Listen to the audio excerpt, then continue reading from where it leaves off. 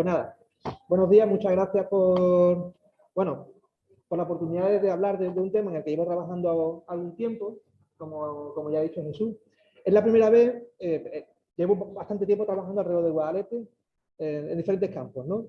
Trabajo para la administración, también incluso con la universidad, con movimientos sociales, pero es la primera vez que voy a hablar del Guadalete en un foro donde la relación va a ser con la agricultura. Es muy curioso, ¿eh? Pero es la primera vez. Y el tema yo creo que no es menor. Bueno, como ha contado Jesús, básicamente yo he hecho un diagnóstico de la situación ambiental del río, que es un poco la base de partida para ver en qué punto estamos y ver hacia dónde tendríamos que caminar o dónde tenemos que caminar, ¿no? Este diagnóstico, básicamente, a ver, el diagnóstico se basa esencialmente en todos los trabajos que ya ha venido haciendo la administración, con la revisión de los planes hidrológicos, con trabajos, con proyectos de intervención en el río, que nos han aportado un diagnóstico muy bueno de cómo está el Guadalete. Hace 15 años no sabíamos casi nada del río, sabíamos muy poco, pero en 15, 20 años hemos adquirido un nivel de conocimiento importantísimo y podemos decir hoy en día, casi sin equivocarnos, cuáles son los principales problemas que tiene el río y por dónde deberían ir los tiros, ¿no? Entonces, bueno, partimos de una buena base.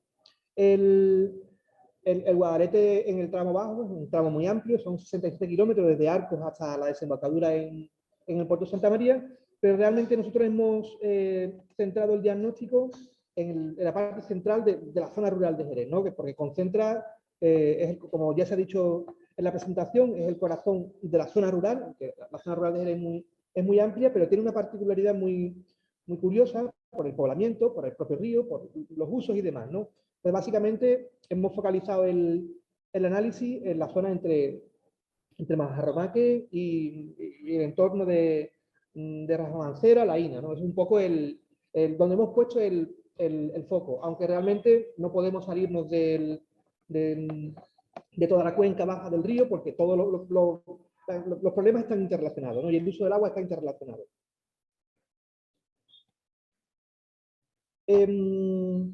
Para contaros el diagnóstico, voy a intentar hacerlo siguiendo un esquema que es bastante intuitivo y vamos a desgranar quiénes son o qué son los elementos que están ahora mismo motivando cambios en el río, ya sea por el uso del agua, por el uso del espacio. Os voy a contar qué presiones ejercen esos actores, es decir, cómo están presionando al río o a los recursos, bajo qué forma. Esas presiones, si tienen efectos, si cambian, hay cambios en el medio que sean palpables o sean objetivamente demostrables, y después los impactos que hay, ¿no? Un poco así, es una secuencia que se utiliza ya en planificación hidrológica para abordar la situación de las masas de agua, y creo que puede explicar muy bien la situación del río. En primer lugar, me voy a poner el cronómetro que se me ha olvidado. Y no quiero pasarme del tiempo, perdón. Las fuerzas motrices, los factores determinantes. ¿Cuáles son las actividades que están en el entorno del río y tienen una incidencia por el uso del agua o el uso de los recursos? Bueno, en primer lugar, actividad agraria. Esencial, ¿no? Estamos hablando del 86% de los usos del suelo. En la cuenca, del río Guadalete, aguas abajo de la presa de Arcos, uso agrícola, en sus diferentes modalidades. Estamos hablando que en el entorno de la vega de Guadalete, 12.500 hectáreas de regadío de la zona regable de Guadalcastín, más los riegos particulares. El 20% del regadío prácticamente de la demarcación y de la provincia, ¿no? Estamos hablando, bueno, eso ya lo sabéis mucho mejor vosotros, un sector, como aparece recogido en la Estrategia de Desarrollo Rural, en crisis, con una serie de problemas, ¿no? Problemas de relevo generacional, problemas de competitividad, problemas de acceso a los mercados, en fin. Otro elemento de presión, los propios asentamientos urbanos, los núcleos de población que existen en el ámbito. Estamos hablando de 11 núcleos de población de diferente entidad, que entre todos, pues prácticamente unas 9.000 personas, 9.000 habitantes en la zona rural. Que al final, bueno, asociados a esos asentamientos, a las infraestructuras de depuración, infraestructuras para regular las inundaciones y demás, son fuerzas que intervienen en el ámbito. Otro elemento que se ha identificado otra fuerza motriz, la gravera, la actividad extractiva. Estamos hablando que ámbito de estudio se concentra prácticamente el 80% de la actividad extractiva de todo el Bajo Guadalete. Es una actividad con mucha importancia. Y ya por último, no siendo menor, la ganadería, ¿no? Con 47 explotaciones censadas, bueno, y una serie de cabezas de ganado, ahí están un poco esos datos. Bueno, ¿qué presiones ejercen esas fuerzas motrices, esos factores, esas actividades en el medio? Os voy a contar un poco las presiones y después veremos si esas presiones han causado cambios de estado, cambios en el medio, ¿no? Bueno, la primera presión que hay que poner nombre, es la primera es la regulación de la cuenca del Guadalete.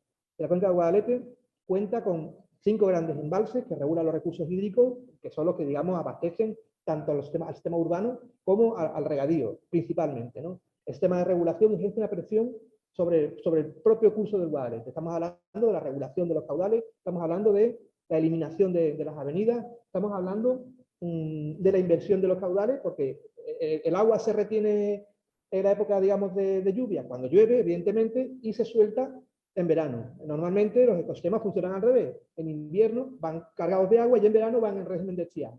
Eso es un elemento de presión. Otro elemento de presión importante, la extracción de los recursos hídricos directamente desde el cauce del río. De grandes tomas, de grandes concesiones para riego, bueno, que están suponiendo una presión sobre el régimen de caudales y demás, ¿no? Otra de las presiones que tenemos que tener en cuenta, el desarrollo de la actividad agraria en la vega del Guadalete.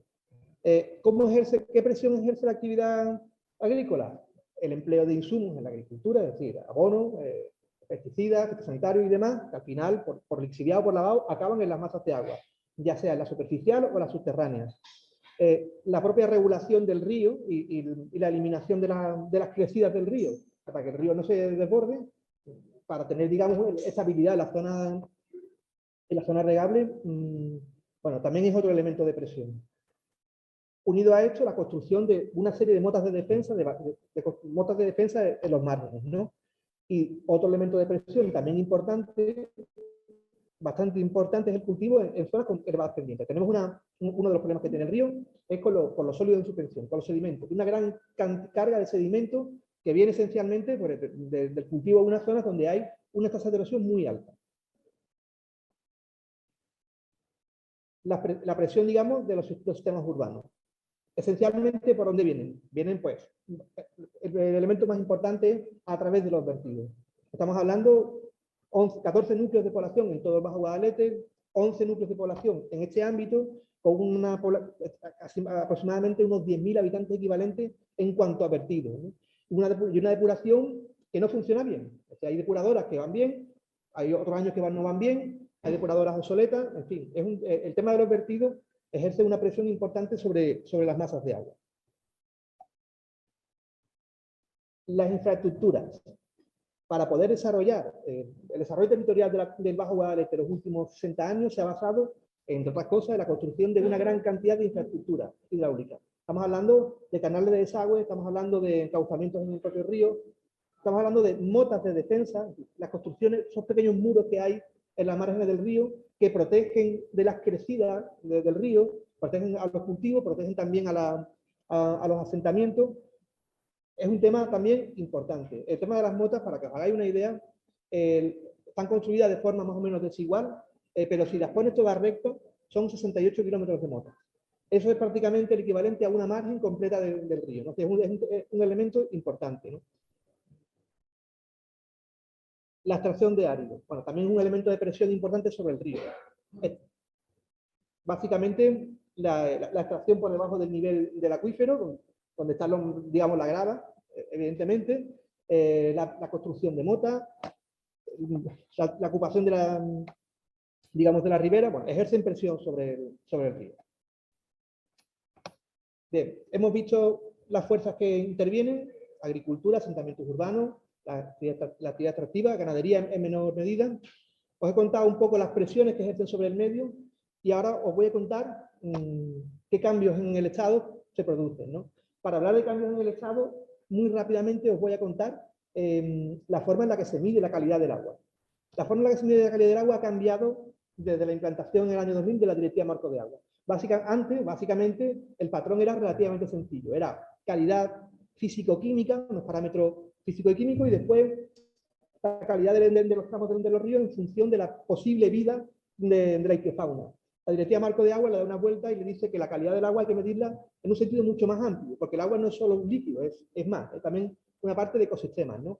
Y entonces para hablar de la calidad del agua tenemos que tener en cuenta una serie de indicadores físico-químicos más desarrollados, la presencia de una serie de sustancias que se consideran prioritarias por su capacidad, digamos, para contaminar los recursos hídricos, pero además incluye indicadores de tipo biológicos y indicadores de tipo hidromorfológico. Pues de la unión de todas esas variables se saca el estado de conservación de las masas de agua o de los ríos. Hablamos de masas de agua porque es la terminología de la Directiva Marco, pero siempre estaremos diciendo ríos, arroyos, humedales o aguas subterráneas. Bueno, este pequeño inciso sobre el concepto de la calidad del agua. Y ahora veremos. ¿Por qué os he contado esto? Porque vamos a ver los cambios de estado muy genéricos en las diferentes componentes de la calidad del agua. El estado químico. ¿Qué nos dice el estado químico de las masas de agua? Bueno, según los trabajos de planificación hidrológica, que hay ya mucha información, hay muchísima información, vemos, bueno, pues básicamente el tronco del Guadalete y sus afluentes en la zona, pues tienen problemas por contaminación de origen puntual asociada a la depuración. Eso al final, alta concentración en materia orgánica, sólidos en suspensión y problemas de eutrofización de las aguas. Ese es un primer punto del estado químico de las aguas. El estado químico de las aguas, además de la, digamos, de la provenir, o sea, el estado, además, digamos, de la presión venir del ámbito urbano, también viene del ámbito agrario. Es decir, aquí lo podemos contar un par de cosas. El tronco del Guadalete, en lo que es calidad química, pues se ha recuperado en los últimos años, viendo un poco la serie de datos de las estaciones de control de calidad del agua. De hecho, la gráfica que veis ahí es el nivel de nitratos en el río, y ya prácticamente los incumplimientos de los últimos 10 años han sido casi puntuales. El tronco de Guadalete se puede decir que con nitratos está relativamente bien, está incluso en se puede decir que un buen estado. Sin embargo, sus tributarios en la zona, el salado de Paterna, pues sí tienen muchos problemas con nutrientes, ¿no? Y problemas con contaminación química. Entonces, bueno, estamos ahora en una situación un poco ambivalente. ¿Qué dice los trabajos de planificación hidrológica? Que se observa, que es verdad que se ha bajado la concentración, pero que todavía estamos lejos de una regresión hacia una tendencia positiva, ¿no? Pero bueno, es un punto de partida interesante. Aquí, bueno, vemos en los ríos de la zona donde se están ahora mismo incumpliendo por sustancias químicas, por nutrientes y demás. El estado ecológico. Este es otro componente muy importante para ver cómo están las aguas o el estado de conservación de las masas de agua. ¿Qué dice el estado ecológico? Incumplimiento por un indicador que básicamente analiza la fauna en el agua, ¿no? Los macroinvertebrados. Y en este caso, pues se incumple. Es un indicador importante porque te dice el nivel de vida que tiene el río. O sea, el río no es solo agua, el río es más cosas, ¿no? Es sedimento, es fauna, es vegetación. Y en este caso se incumple por este indicador y básicamente por la carga orgánica asociada a la contaminación difusa de origen agrario y ganadero, y en menor medida por los vertidos digamos, de ámbito urbano. Se alteran las condiciones del hábitat y hace que sea muy difícil la progresión de ciertas especies. Otro elemento muy importante a la hora de saber cómo está el estado de conservación de las masas de agua. Los indicadores hidromorfológicos, es decir, un río no es solo agua, el río es también la vegetación que crece en las márgenes, el río es también un elemento dinámico que crece, que se desborda, que va generando una serie de formas, meandros, tenemos barras de arena, barras de grava, bueno, en el conjunto, un río en buen estado se caracteriza por tener una serie de elementos, ¿no? Pues, este indicador es un indicador muy relevante del estado de conservación del Guadalete. ¿Qué nos dice este indicador? Bueno, que el río se ha reducido un 30% de su superficie en los últimos 50 años, se ha perdido un 30% de territorio fluvial. Esto es un elemento importante. Otro elemento que sabemos, que además de reducirse el tamaño digamos, del río, se ha simplificado. El río antes pues, tenía meandros, barras de arena, barras de grava, zonas con vegetación de pasto, digamos, los sotos en en los bordes. Sin embargo, pues ha cambiado muchísimo. Prácticamente todas las barras de arena meandro han desaparecido y ha crecido la vegetación dentro del cauce. Veis aquí la comparación, bueno, en el informe lo podéis ver con más detalle, entre el estado del río en el 56 y en el año 2004, cuando se hizo este trabajo. Es un indicador de cambio muy importante. Fijaros, ahí estáis viendo, no sé cómo se verá, el perfil del río en el año 56, en el que el río, como buen río, pues tiene sus formas fluviales, ¿no? Estamos hablando del canal por donde discurre normalmente, un canal de crecidas ordinarias, pues porque yo presupongo que los ríos se tienen que desbordar, aunque a lo mejor es algo muy... no se suele decir, pero los ríos tienen que desbordar si tienen que inundar.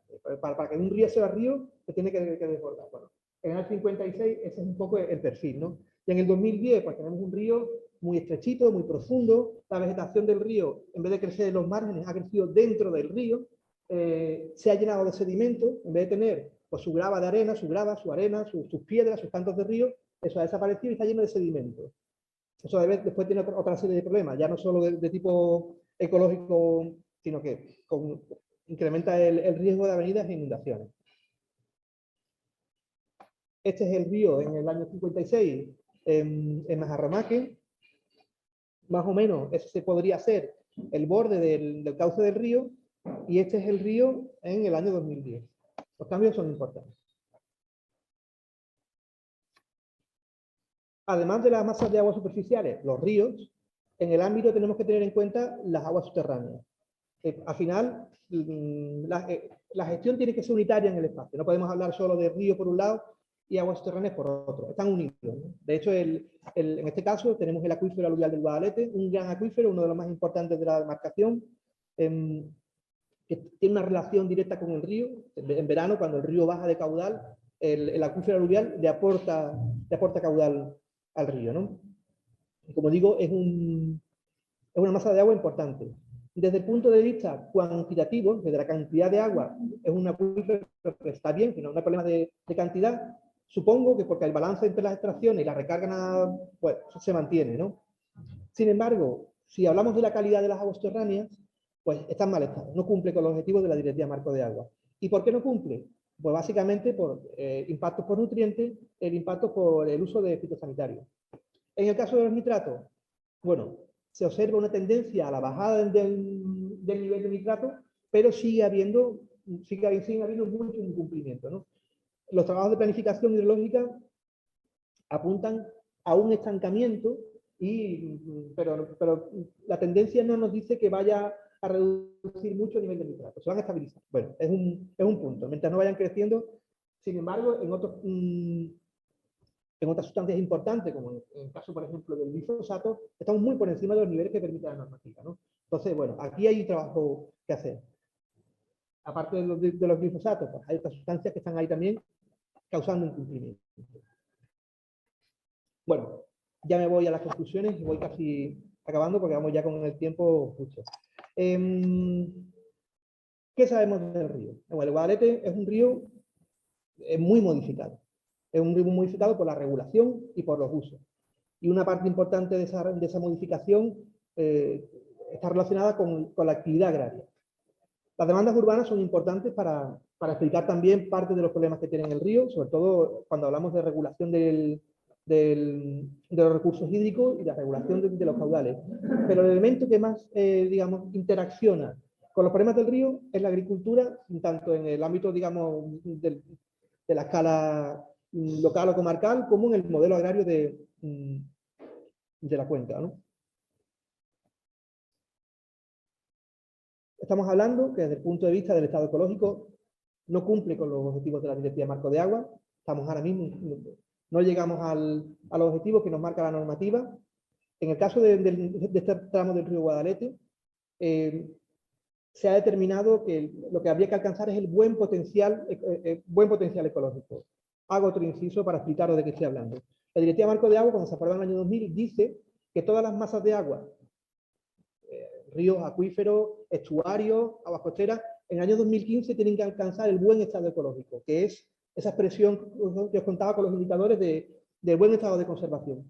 En el caso de que hubiera algunas masas de agua que por el nivel de transformación no pudiera aspirarse a ese estado ecológico, hablaríamos del buen potencial ecológico. Se reconoce un nivel de transformación muy elevado y vamos a llegar a lo máximo que podamos llegar, sabiendo que no podremos nunca volver a estar en las mejores condiciones. Pues es el caso de Guadalete. Guadalete, en el tramo bajo, es una masa tipo río muy modificada y se aspira al máximo potencial ecológico. Bueno, aún así se le aplica una serie de objetivos ambientales, ¿no? Menos rigurosos que para otros ríos.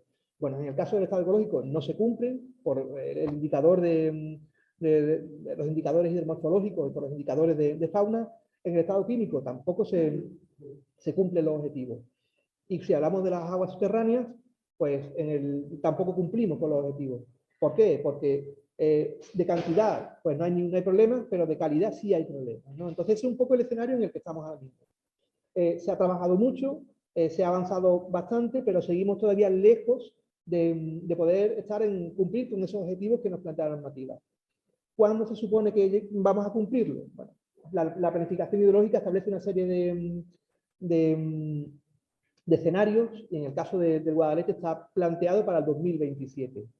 Y el 2027 es una fecha importante, porque ahí acaba el último de los ciclos de planificación hidrológica. Se supone que en el 2027 tenemos que tener hecha toda la tarea y haber recuperado lo que nos hemos cargado, ¿no? Hablando así coloquialmente.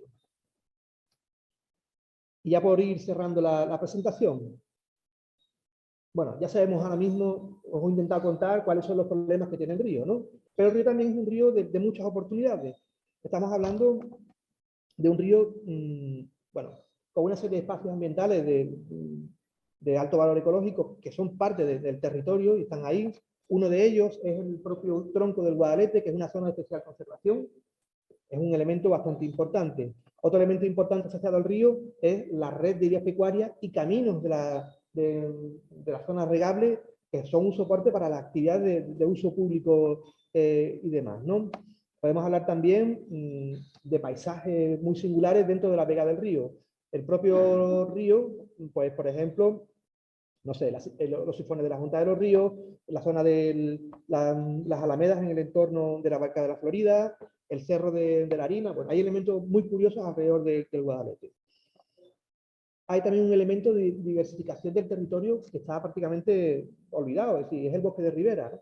Tenemos 600 hectáreas de bosque de ribera que ha crecido de una forma desordenada, desestructurada, y hay que volver a recuperar la ribera, ¿no? Eso si cambiamos la lente, eso puede ser un nicho potencial de trabajo forestal, ¿no? Tanto en el río como en los montes comunales que están aquí en los poblados de colonización. Si hablamos de patrimonio cultural y etnográfico, hay mucha historia alrededor del río, muchísima historia desde épocas prehistóricas hasta prácticamente la actualidad. Y un poco simplificando todos estos valores, ahora mismo tenemos una propuesta muy interesante, que es el plan especial del Bajo Guadalete, que yo creo que cuando se termine de ejecutar dentro de 10-15 años, te va a dar una vuelta al uso turístico de este sitio, porque va a poner en valor todos esos recursos que hay, ¿no? El río está ahí, el río tiene esos problemas ambientales, y tendremos que recuperar esos problemas ambientales para poder también articular una propuesta de uso público, ¿no? Como digo, el Guadalete, a pesar del estado en el que se encuentra, sigue siendo un elemento con gran potencial de uso. Podemos hablar de potencial la agricultura de proximidad, la educación ambiental, el turismo, bueno, muchas cuestiones. Y ya por último. Ahora mismo tenemos una obligación legal, es recuperar el buen estado del Guadalete. Eso es impepinable, sí, eso no es cuestionable. Y digo esto porque hay una especie de discurso que dice que los objetivos ambientales los ha marcado Europa, pero que a nosotros nos vienen grandes porque Europa es otra cosa. No, los objetivos ambientales hay que tenerlos en cuenta y hay que recuperar el Guadalete. Además del Guadalete tenemos que terminar de aplicar la directiva de nitratos y la recuperación de, digamos, las zonas vulnerables por contaminación. Y después tenemos un elemento importante que es la zona de especial conservación del Guadalete, de la Red Natura 2000. Son elementos que están ahí y eso no podemos obviarlo. Eso lo tenemos que integrar. Por otro lado, tenemos otro movimiento que está ahora en marcha, bueno, el de la PAC, el Pacto Verde Europeo, y la estrategia de la granja a la mesa, y después la propia estrategia del CDR de la campiña de Jerez. Esos dos engranajes hay que unirlos, no pueden estar separados, porque yo creo que el futuro, además de la zona rural, tiene que pasar por asumir que el Guadalete no es solo una fábrica de agua o un almacén de agua que me suministra agua, que me suministra suelo, sino que tiene que ser algo que esté integrado, ¿no? Creo que, además, ante los retos y la crisis que hay en el modelo de agricultura local, hay que pensar en otras estrategias que vayan vía diferenciación, vía mejorar la calidad, vía integrar buenas prácticas ambientales y conservación de la biodiversidad. Me parece fundamental porque hablar de la recuperación del Guadalete, impepinablemente, y perdón por la palabra coloquial, es contar con la agricultura y no son cosas independientes. Y a partir de aquí, bueno, podemos hablar en el día de hoy a ver hasta dónde llega. Muchas gracias por vuestra atención.